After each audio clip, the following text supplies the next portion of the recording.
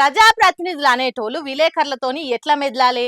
జనానికి ఏదైనా తక్లీఫ్ అయితే మాకు చెప్పుండ్రి. జనానికి మేము చేసే పనులేంటియో తెలిసేటట్టు వార్తలు రాయుండ్రి అని జనంత మర్యాదగా మాట్లాడాలి. కానీ ఈ ఎమ్మెల్యే సారుని చూడుండ్రి ఎసొంటి మాటలు మాట్లాడుతున్నాడో. ఇన్నరా విలేకరులను ఏం చేస్తా అంటుండో, రైలు పట్టాల మీద వండ పెడతాడట.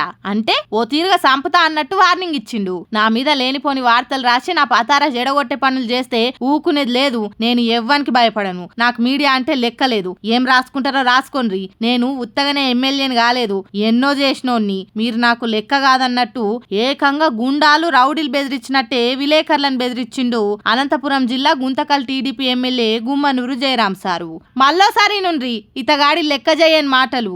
నేను పోయిన తర్వాత అది ఇది అని చెప్పి రాస్తే మాత్రము మరి మీరే అన్నారు పట్టాల మీద పండు పెడతారు. మరి అది లేకున్నప్పుడు మీరు నిరూపించకపోతే పట్టాల మీద పండు పెట్టే కూడా నేను సిద్ధంగా ఉన్నాను. ఎందుకంటే నాకేం లెక్కలే, అన్ని విధాలుగా చేసి వచ్చినోడిని. రాసుకోండి. ఈయన ప్రజలకు సేవ చేసే ఎమ్మెల్యేనా లేకుంటే విలేకరులను బెదిరించే ఇంకేదన్నానా? మరి లేకుంటేంది? మీడియా అంటే లెక్క లేకుండా మాట్లాడతాడా? మీడియాకున్న ఇల్వేందో సారుకు తెలియనట్టున్నది. మీడియా అంటే దునియాని నడిపించుట్లా ఒక భాగం. మీడియా లేకుంటే ఎక్కడ ఏం జరుగుతుందో తెలియకుండా బతుకుడైతది. అసొంటి వార్తలు రాసేటోళ్ళని పట్టుకొని రైలు పట్టాల మీద వండబెడతా అని బెదిరిస్తాడా?